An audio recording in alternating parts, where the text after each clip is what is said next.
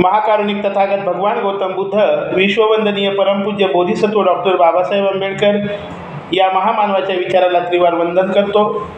धम्म बांधव आणि भगिनींना क्रांतिकारी जयभीम करतो.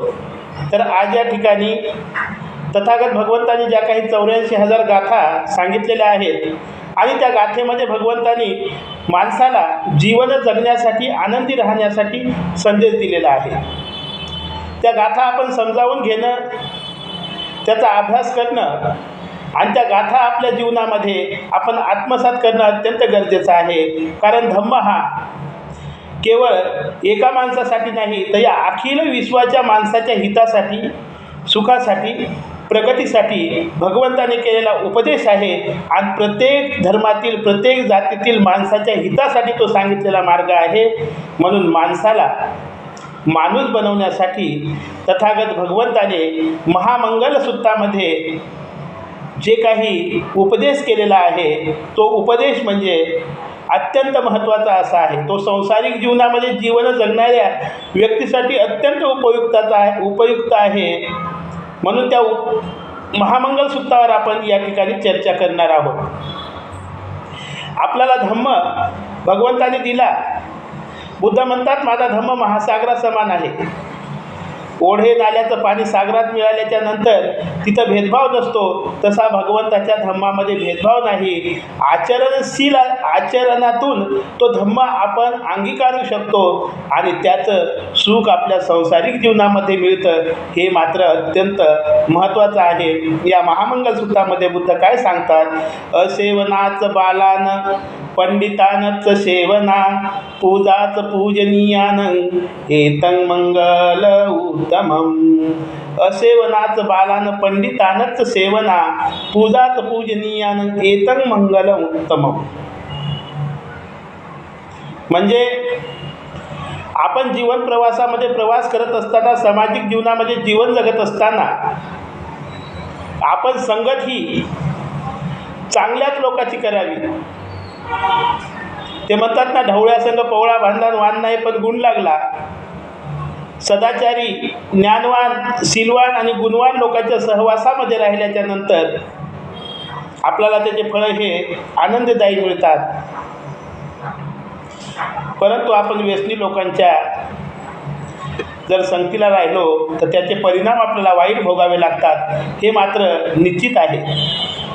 म्हणून बुद्धाने सांगितलेलं आहे की ज्ञानवंत, शीलवंत, गुणवंत लोकांच्या संगतीमध्ये राहिल्याच्या नंतर आपल्यामध्ये परिवर्तन होतं, आपल्यामध्ये जागृती येते, आपल्यामध्ये त्याच्यासारखे गुण लागतात आणि त्याच्या संगतीमध्ये राहिल्याच्या नंतर, त्याच्या सहवासामध्ये राहिल्याच्या नंतर आपल्याला जीवन जगण्यासाठी चांगल्या प्रकारचा मार्ग भेटतो, आपली प्रगती होते.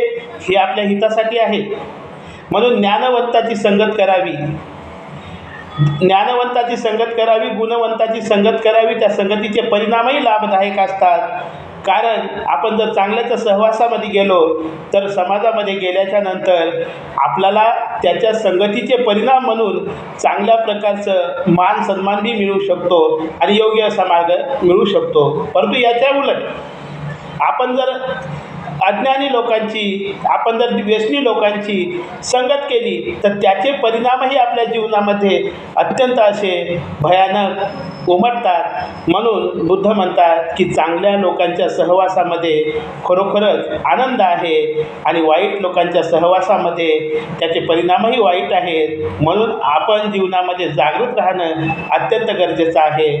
जागरूकता हीच माणसाला जीवन जगण्यासाठी अत्यंत आवश्यक आहे. तर हे तत्त्वज्ञान बुद्धाने सांगितलेलं आहे. हे तत्त्वज्ञान बुद्धाचं म्हणजे या सामाजिक जीवनामध्ये आजच्या या तरुणासाठी अत्यंत आवश्यक आहे. आजच्या फॅशनेबल युगामध्ये, आजचा वरचा देखावा दाखवणाऱ्या या युगामध्ये तरुणाला उपदेश करण्यासाठी अत्यंत गरजेचं आहे. कारण तरुण वयामध्ये जर जागं राहिलो नाही तर त्याचे परिणाम आपल्याला पुढील भविष्य काळामध्ये भोगावे लागतील याची त्यांना जाणीव नसते. आणि मग ती वेळ निघून गेल्याच्या नंतर, या वेळ निघून गेल्याच्या नंतर त्यांची चलबिचल होते आणि मग हे योग्य असा मार्ग न मिळाल्यामुळे तरुणांना त्याचे परिणाम भोगावे लागतात.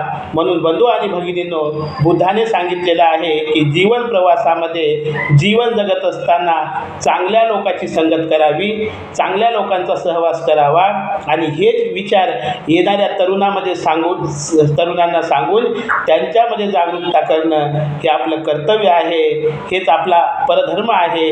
कारण या चॅनलच्या माध्यमातून ही जी चर्चा आपली होत आहे ती चर्चा केवळ सामाजिक संदेश म्हणून नव्हे, तर याच्यामार्फत एक भगवंताचा उपदेश, बाबासाहेबांची क्रांती आणि बाबासाहेबांनी आपल्याला माणूस बनवण्यासाठी माणसासारखं जगता यावं म्हणून तथागत भगवंताचा धम्म सांगितलेला आहे. कारण आपल्याकडे आहे जे आपण अशी ठावे ते इतर अशी द्यावे अशी मन आहे. म्हणून मी या ठिकाणी तुम्हाला सांगतो की धम्म हा केवळ विचाराचा आहे, धम्म हा केवळ जीवन जगण्याचा मार्ग आहे. म्हणून खरं खोटं यांची पारख करून सत्याचा स्वीकार करून आपण या जीवनामध्ये प्रवास करावा, चांगल्या लोकांची संगत करावी, चांगला सहवास करावा, चांगलं आचरण करावं आणि आनंदमय जीवन जगावं एवढीच अपेक्षा व्यक्त करतो. नमो बुद्धाय. जय भीम, जय भीम, जय भीम.